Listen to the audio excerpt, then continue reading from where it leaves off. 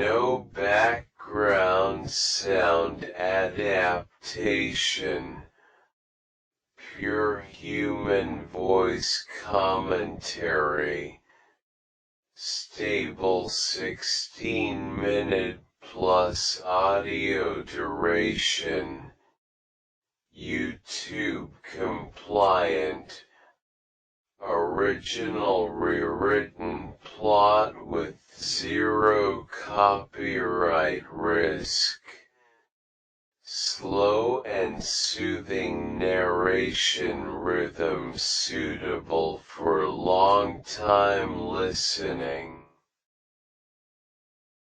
In the quiet, forgotten town of Hollowbrook, where mist clings to the ancient oak trees every dawn and the old stone roads hold secrets buried for over a century, lived a young woman named Elora Voss. Unlike the rest of the townsfolk who had grown accustomed to the town's dull, repetitive peace and never dared to question the unspoken rules that bound their small community, Elora had always been a dreamer with an insatiable curiosity.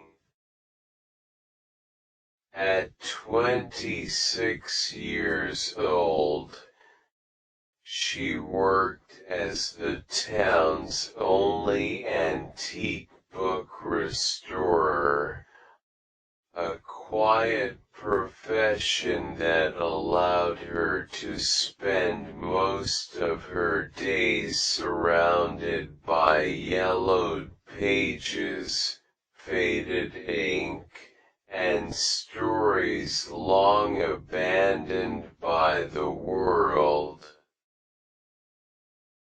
Most people in Hollowbrook saw this job as lonely and unremarkable, but for Elora, every old book was a door to a different life, a chance to escape the monotonous routine that trapped everyone around her. Hollowbrook was a town frozen in time. No new businesses opened here for decades.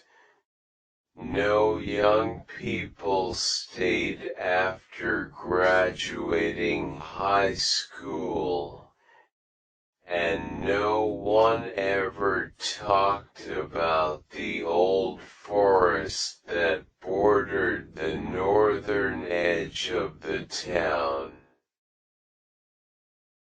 The forest was the town's greatest taboo, a place every parent warned their children about from the moment they could walk. Locals claimed the woods were cursed, that anyone who ventured too deep would lose their way forever, vanishing without a single trace. For generations, the people of Hollowbrook obeyed this unwritten law, sticking strictly to the town's boundaries and never daring to explore the towering, shadowy trees that loomed over their homes. Elora had heard these stories her entire life, told by her grandmother, by shopkeepers, by every neighbor she had ever known. But as she grew older, fear turned into burning curiosity. She never believed in curses or supernatural superstitions. She believed in forgotten truths, hidden histories, and the stories that powerful people try to bury.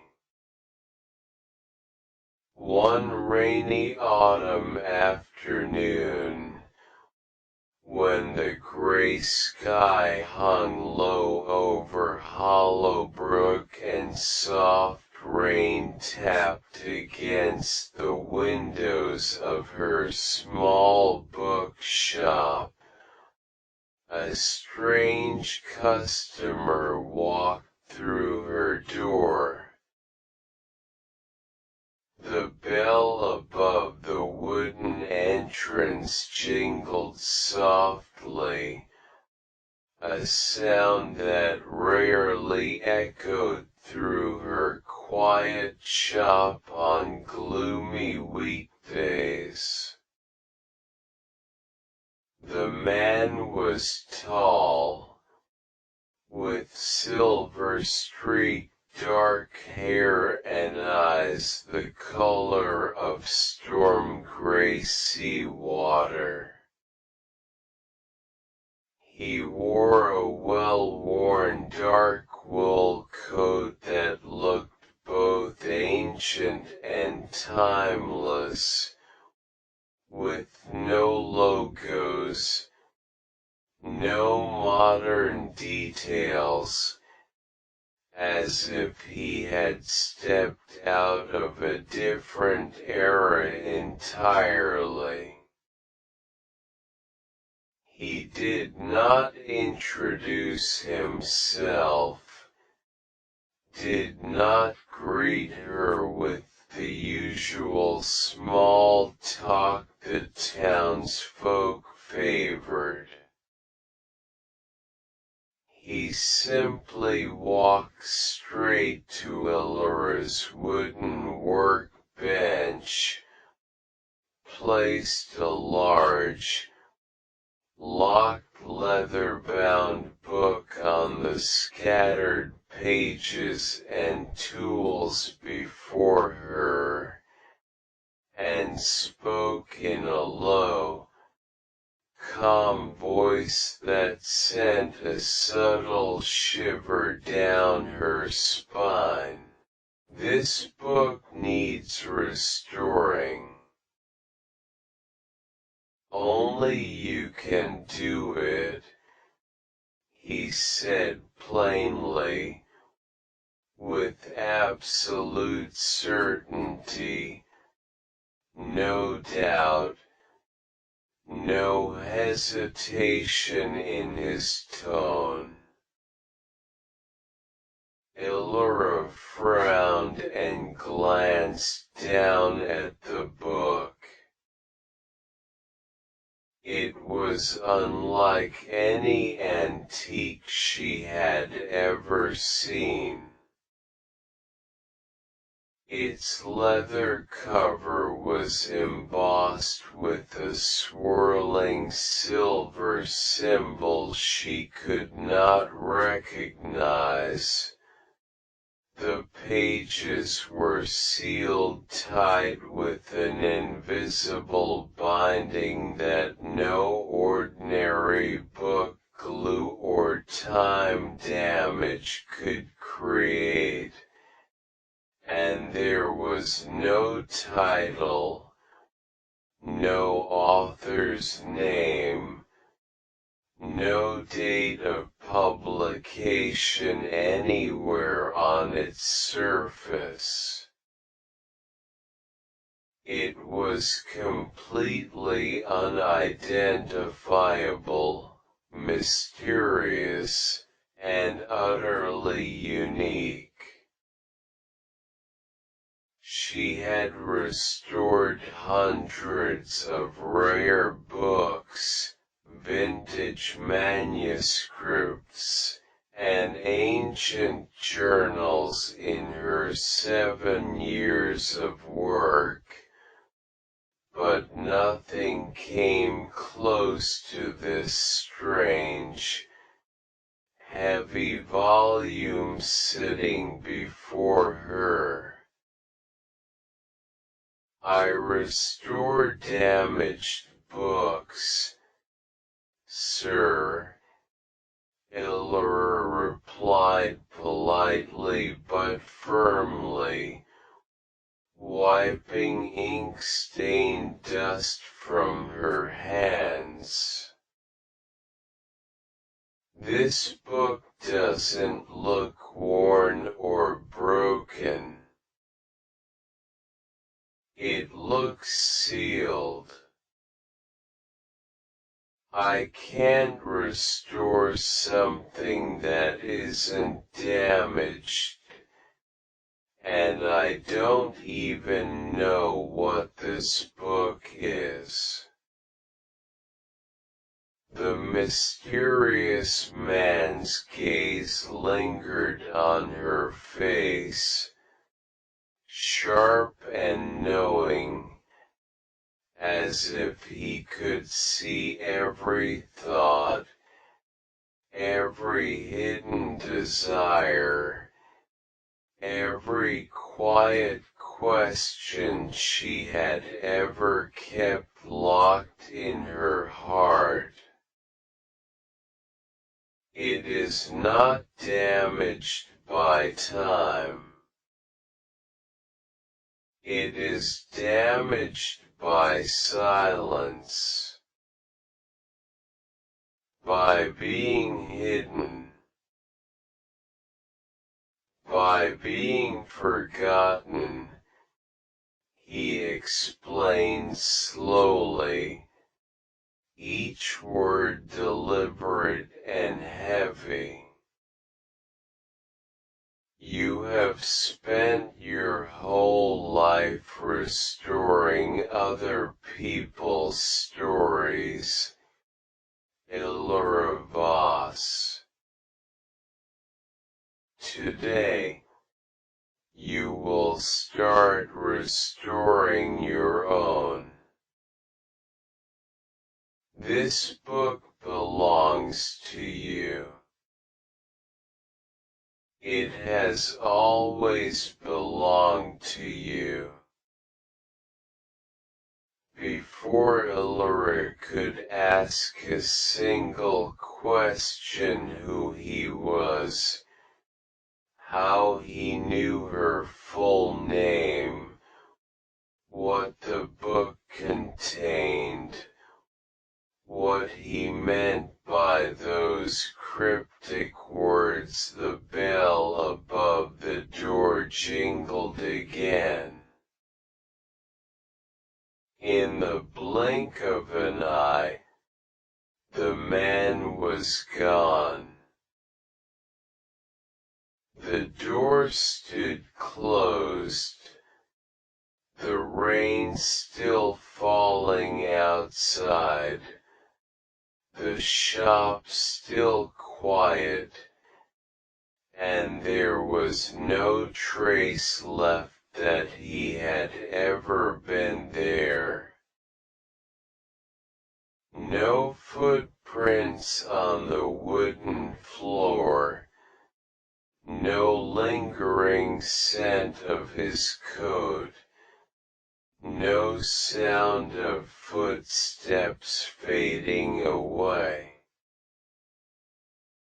He had vanished completely, as if he had never existed at all.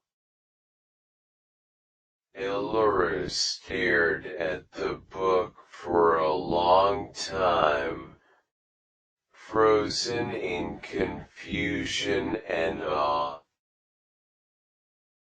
Her hands trembled slightly as she reached out to touch the leather cover. It was warm to the touch, not cold like old leather should be, thrumming with a faint, gentle energy she could physically feel. For hours, she studied every inch of the book, testing every restoration tool she owned, trying to find a way to break the mysterious seal. None of her professional methods worked. No blade could pry it open. No solvent could soften the binding. No amount of careful pressure could separate the pages. As the sun set and the rainy afternoon turned into a dark, misty evening, Elora finally gave up on her tools. On an impulsive whim, she pressed her palm flat against the center of the cover and whispered the only thought that filled her mind. I just want to know the truth. The moment the words left her mouth, a soft silver light bloomed from the swirling symbol on the cover. The invisible seal shattered silently, and the locked book fell open beneath her hand, its pages spreading wide as if it had been waiting centuries to be read. What Elora discovered inside would shatter every single belief she had about her quiet town, her ordinary life, and the history of Hollowbrook itself. The book was a detailed journal, written over 200 years prior by a young woman named Lyra Voss, her direct ancestor, a fact no one in her family had ever spoken of. Lyra had lived in Hollowbrook when the town was first built, back when the northern forest was not a forbidden cursed land, but a sacred, thriving sanctuary filled with ancient magic and peaceful forest guardians. 2 centuries ago, Hollowbrook had not been a dull, stagnant town trapped in fear. It had been a place of balance, where humans lived in harmony with gentle, ancient magical beings who protected the land, healed the soil, and kept peace in the valley. Lyra's journal told a tragic, hidden story that every resident of Hollowbrook had been lied to about. 200 years ago, a group of greedy, power-hungry outsiders had come to the small valley, drawn by rumors of the forest's hidden magical energy. They did not come to live in harmony. They came to conquer, to harvest the forest's magic for their own gain, to drain its power and use it for wealth and control. When the forest guardians resisted their destruction, the outsiders spread terrible lies. They claimed the forest was cursed, that the magical beings were dangerous monsters, that anyone who interacted with the woods would be doomed. Slowly, through fear and manipulation, they turned the townsfolk against the forest that had sustained their homes for generations. They built boundaries, spread strict rules, erased all records of the old harmony, and buried every truth about the valley's real history. The outsiders sealed the forest away, cut off its connection to the town, and began slowly draining its magic year after year. As the forest's power faded, the town of Hollowbrook began to fade too. It lost its vibrancy, its growth, its hope. People stopped dreaming, stopped exploring, stopped changing. They became passive, fearful, and stuck in an endless loop of quiet compliance, all because of a centuries-old lie created by men hungry for power.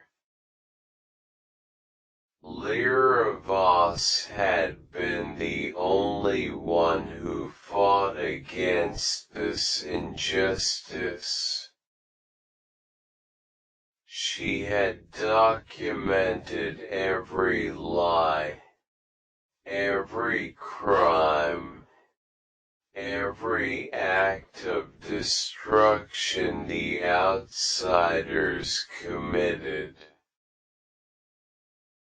She had tried to warn the town, tried to restore the bond between humans and the forest, tried to save the home she loved. But she was silenced. Her records were hidden. Her name was erased from local history. Her warnings were dismissed as madness. Before she died, Lyra sealed her journal with ancient protective magic, casting a spell that the book would only open for a descendant of her blood who still held curiosity, courage, and a love for the truth, someone who would not fear the lies, but would fight to undo them. That person was Hilary.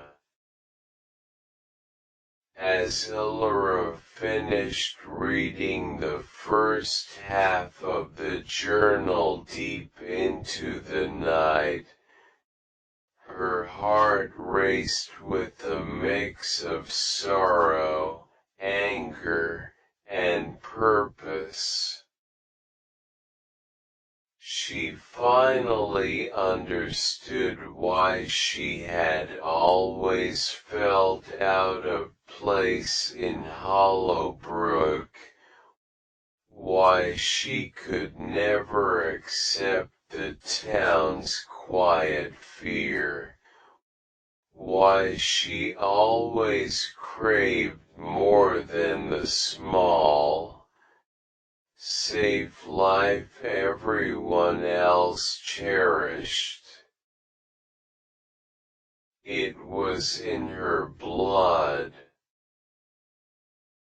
For 200 years, her family's courage had waited to reawaken, and now it was her turn to finish what Lyra had started. The next morning, despite the voice of fear lingering in her mind and the unspoken warnings of the town, Hilary packed a small bag. She took the ancient journal, a flashlight, a water bottle, and a small notebook, and she walked toward the northern forest boundary that no local had crossed in living memory. The morning mist was thick and cool, wrapping around her shoulders like a soft blanket.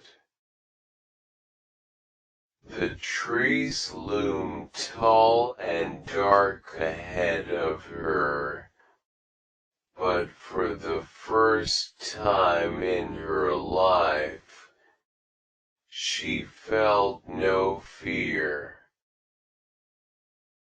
She felt hope. When she stepped past the old stone boundary marker that marked the edge of the forbidden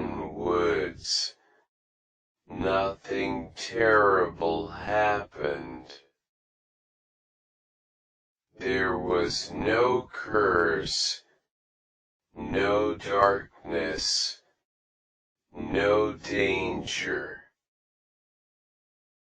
Instead, the air felt cleaner, lighter, filled with the soft, gentle warmth she had never felt in the town proper.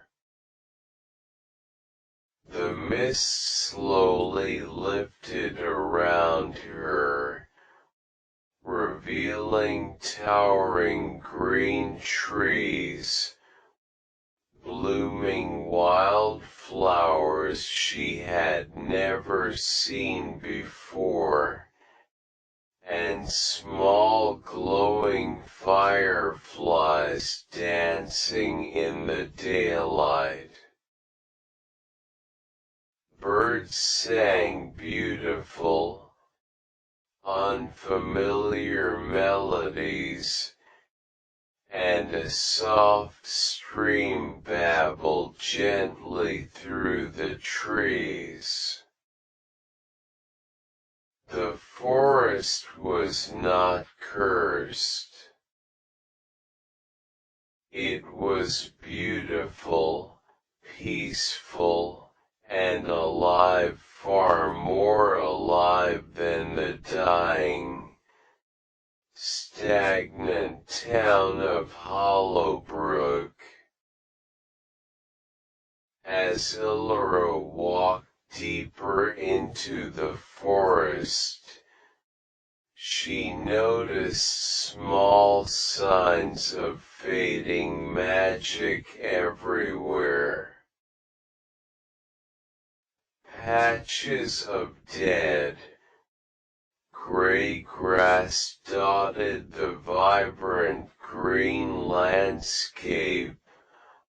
Old tree trunks bore dark scars from old harvesting damage, and small areas of the woods felt empty and cold, drained of their natural energy. It was clear that after 200 years of slow exploitation, the forest was dying. Its protective power was fading fast, and if nothing changed soon, the entire woodland sanctuary would vanish forever, taking the valley's natural balance with it. After walking for nearly an hour, Illyra reached a small, hidden clearing at the heart of the forest. In the center of the clearing stood an ancient stone altar, covered in delicate carvings matching the symbol on her leather journal. And standing before that altar was the mysterious man from her bookshop, the same man who had given her the sealed book the day before. This time, he did not look mysterious or intimidating. He looked tired, weary, and gentle. He turned to face her, and his storm-gray eyes held centuries of sorrow and hope. I am the last forest guardian, he said softly. My name is Kale. For 200 years, I have waited for a Voss to return. Waited for someone brave enough to see the truth. Kale explained everything Elora had yet to read in Lyra's journal. The greedy outsiders who stole the forest's magic had long since passed away, but their legacy of fear and exploitation remained. The town's leaders, generation after generation, had continued the lie, secretly siphoning small amounts of forest magic to keep the town stable, to prevent Hollowbrook from collapsing entirely. They knew the truth. They knew the forest was not cursed. But they chose fear over freedom, comfort over change, and lies over truth, because maintaining the status quo was easier than facing the mistakes of the past. Every year, the forest grew weaker. Every year, the town grew more stagnant and empty. The bond between the two had been broken for too long, and both were slowly dying because of it.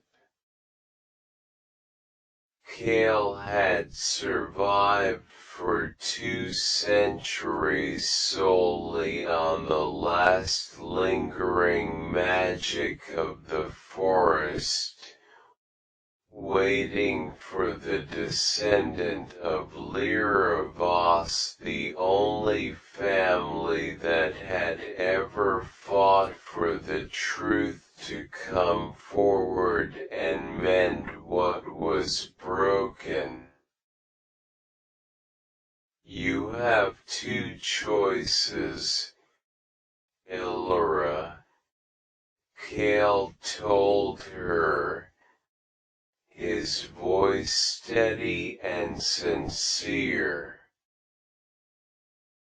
You can walk back to town, close the book, forget everything you learned, and return to your quiet, safe life. The town will keep living in ignorance. The forest will keep fading, and everything will stay the same. Peaceful, empty, and slowly dying. Or you can choose to finish Lyra's work. You can reveal the truth to Hollowbrook, break the centuries of fear, restore the bond between the town and the forest, and save both worlds. But this path will not be easy. The townsfolk will fear you, doubt you, and reject you at first. They have lived in fear for their entire lives, and truth is always harder to accept than comfortable lies. Pure voice narration, no background audio, YouTube compliant, brand new storyline, consistent long listening duration. Beneath the endless stretch of sapphire sky lay the coastal township of Marisport, a seaside settlement wrapped in salty sea breeze and lingering old legends. For generations, locals dwelled along the curved coastline, making livings by fishing, ship repairing, and shell trading. The boundless ocean had fed every family here, yet it also brought endless unknown and untold mysteries. People grew accustomed to the rhythm of rising and falling tides, and they abided by an unspoken ancestral rule: never sail across the mist-shrouded sea ridge that separated the shallow safe waters and the vast distant ocean. Old folks whispered that beyond the sea ridge lay a forgotten floating archipelago, sealed off by ancient ocean power. Those who dared break the boundary would be swallowed by violent whirlpools, trapped in endless fog, and never find their way back home. Youth born and raised in Marisport were taught to fear the remote sea from childhood. They watched seagulls circle above the waves, listened to roaring tides striking rocky shores, and accepted that their world was confined within this narrow coastal bay. No one dared to pursue what hid beyond the sea horizon, until a young marine cartographer named Saren arrived in this quiet seaside town. Saren traveled alone across countless coastal cities, dedicating all her years to drawing genuine and complete ocean maps. She did not believe in ominous sea curses or terrifying folk tales. In her eyes, every hidden sea area held undiscovered geography, lost ancient civilizations and precious natural wonders. At 28 years old, she left her bustling hometown, carrying worn drafting tools, thick blank scrolls and an old brass compass inherited from her grandfather, coming to Mauriceport for a crucial survey mission. Her grandfather once left fragmented nautical notes, recording a prosperous island civilization that vanished hundreds of years ago, and its possible location was right beyond Marisport's forbidden sea ridge. Upon settling down in a small seaside inn, Saren tried to inquire about the remote archipelago from local residents. Yet every time she brought up the sea ridge and distant ocean lands, townspeople would shake their heads firmly, persuading her to abandon risky thoughts. Elder fishermen told her numerous tragic stories of missing sailors.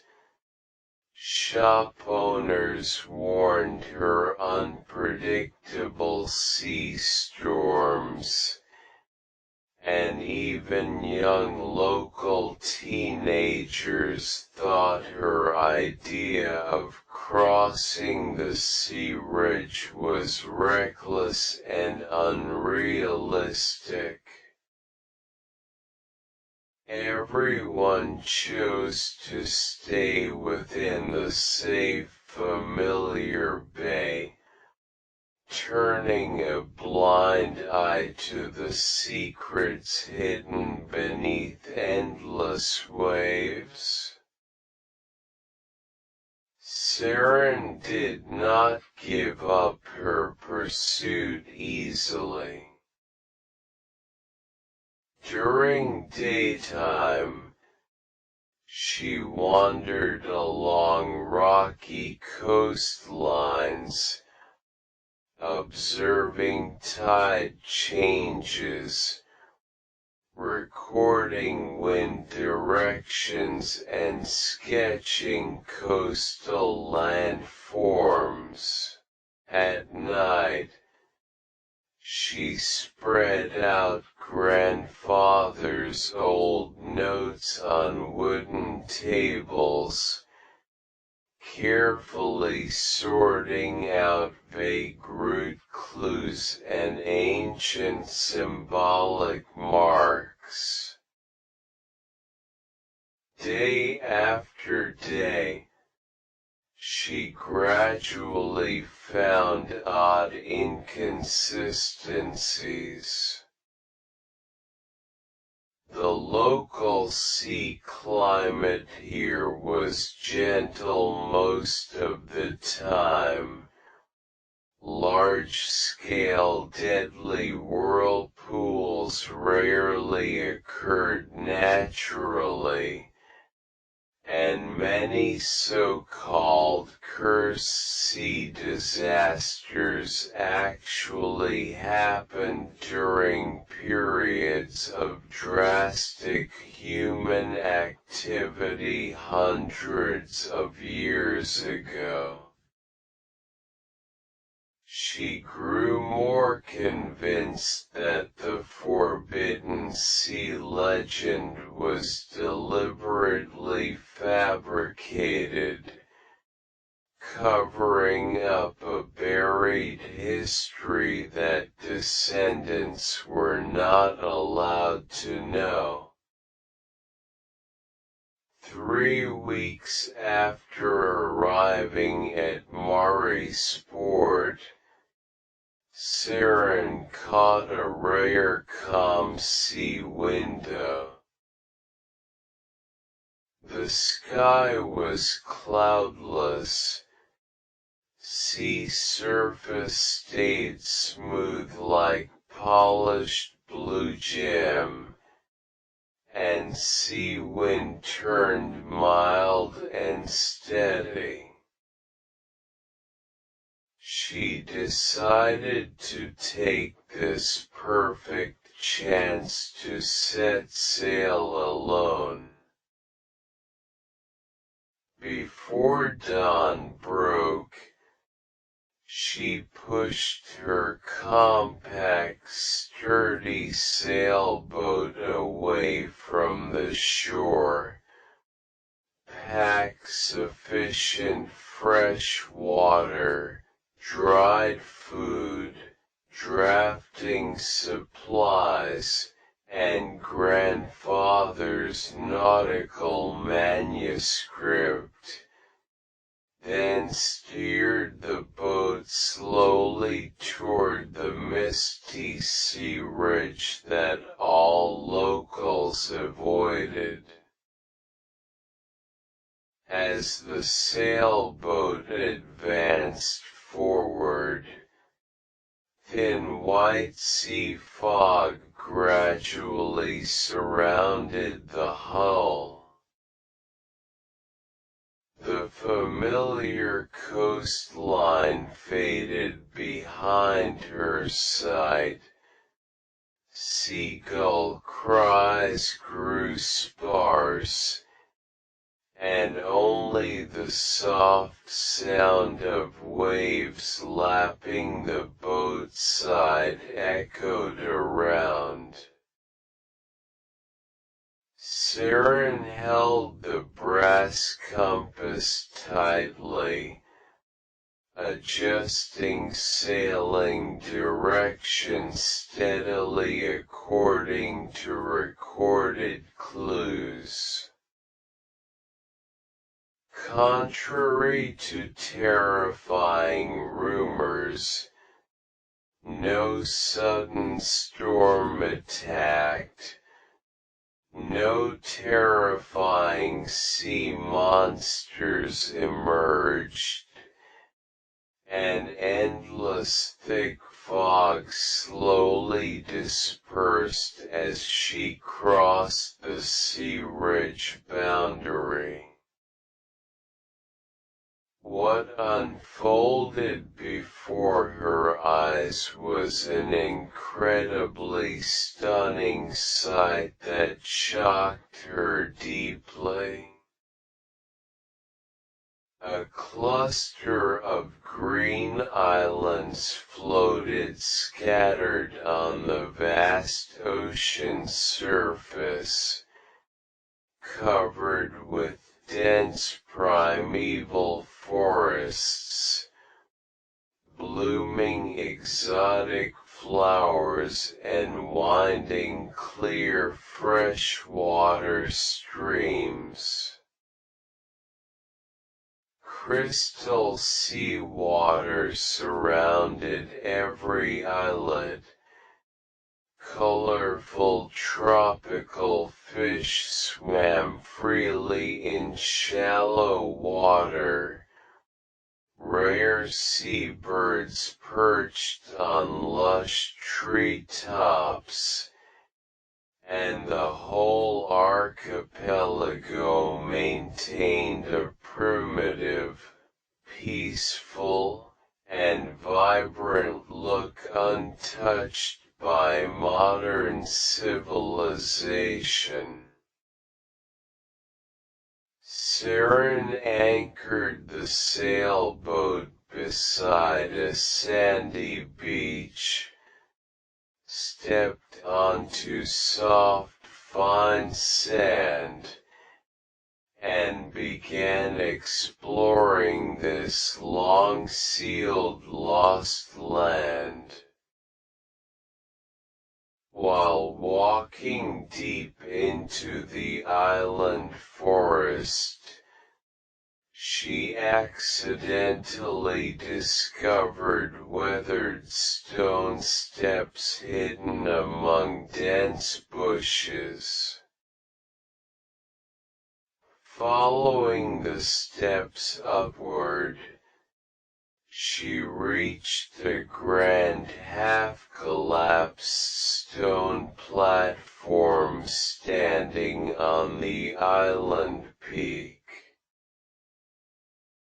Carved on huge stone walls were vivid ancient murals, depicting scenes of island residents hunting, fishing, holding sacrificial ceremonies, and trading with external fleets hundreds of years ago. From detailed mural records and scattered broken stone tablets nearby, Seren gradually restored the complete buried truth. Hundreds of years ago, this floating archipelago was a powerful and prosperous marine kingdom. Islanders mastered superb shipbuilding technology, proficient ocean navigation skills, and unique sea blessing rituals.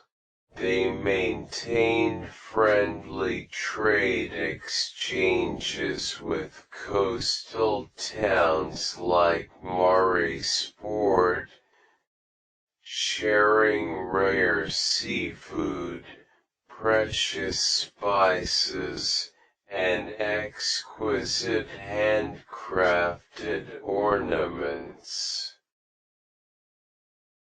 However, greedy overseas merchant fleets coveted the archipelago's abundant marine resources and exclusive trade routes. They coveted the kingdom's wealth, plotted to seize territorial sovereignty, and launched brutal sudden attacks. Facing powerful armed invasion, island residents fought stubbornly to defend their homeland.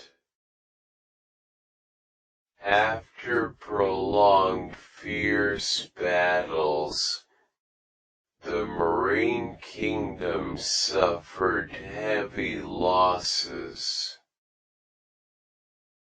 to prevent invaders from occupying and plundering the archipelago. Surviving elders activated ancient inherited ocean enchantment.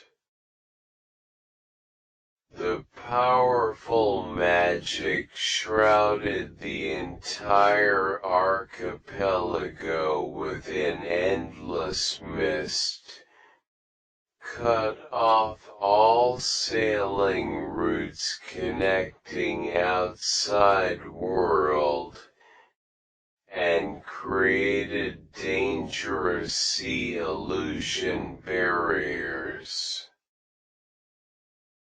From then on, the prosperous marine kingdom completely disappeared from public sea maps.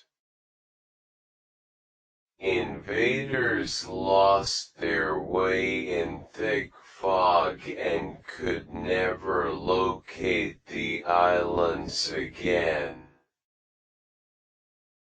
Meanwhile, surviving islanders chose to close off their homeland, no longer contacting external coastal towns. Later, surviving coastal witnesses spread modified, terrifying rumors, claiming the distant sea was cursed and deadly. Generations of Marisport residents were influenced by these words, gradually forgetting the friendly trade history with the island kingdom, and regarding the once mutually helpful neighboring land as a terrifying forbidden zone. The two places that once kept close bond were separated by man-made rumors and sea barriers, drifting apart for hundreds of years. While Seren immersed herself in sorting out historical clues, a slender figure quietly appeared not far from the stone platform. It was a young girl with long sea blue hair, wearing clothes woven by island vine fibers, her eyes clear and bright like deep sea water. She held a sharp shell dagger cautiously, staring at this outsider who broke into the sealed homeland. Seren stopped moving instantly, putting down drawing pen gently, showing a harmless, peaceful attitude, trying to eliminate the girl's vigilance. After a long silent observation, the young island girl named Lyra slowly lowered her weapon.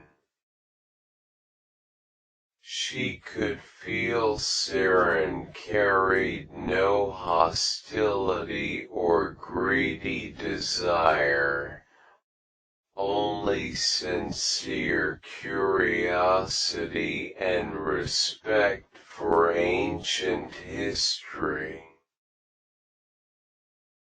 Through simple gesture communication and gradually smooth language communication, Seren learned that Lyra was the youngest inheritor of the island kingdom's guardian lineage. For hundreds of years, island guardians guarded this isolated homeland, inheriting ancient civilization memories and ocean protection missions from generation to generation. Now the isolated archipelago faced unprecedented survival crisis. The ancient sealing enchantment consumed massive natural power year by year, leading to gradual deterioration of island ecological environment. Partial freshwater springs dried up, old fruit trees withered, and the ocean magic maintaining the homeland's safety kept weakening. If the barrier completely collapsed one day, the unprotected archipelago would face hidden dangers once again. The isolated closed living mode could no longer sustain the long-term development of island residents. Lyra's ancestors had always expected a sincere outsider to break the long estrangement, rebuild communication bridges between the archipelago and coastal towns, and find a new way to coexist safely and stably. Seren's arrival perfectly fulfilled this long-awaited expectation. Seren stayed on the floating archipelago for more than 10 days. She followed Lyra to visit every inhabited island, recorded unique island culture, special living customs and rare biological species. She listened to ancient oral legends passed down by islanders, sorted out complete historical evolution context, and drew detailed and accurate topographic maps of the entire archipelago. Meanwhile, She also witnessed the real difficulties and troubles hidden behind the peaceful island scenery. After fully understanding the current situation of both sides, Seren put forward a sincere reconciliation proposal. She planned to return to Marisport, tell all townspeople the complete real history, eliminate century-old misunderstandings and fears, promote equal friendly communication and mutually beneficial trade between coastal township and marine archipelago. Two sides could share sea resources together, jointly maintain ocean ecological balance, help each other solve survival difficulties, and end the long-term separation and estrangement. Lyra hesitated for quite a while.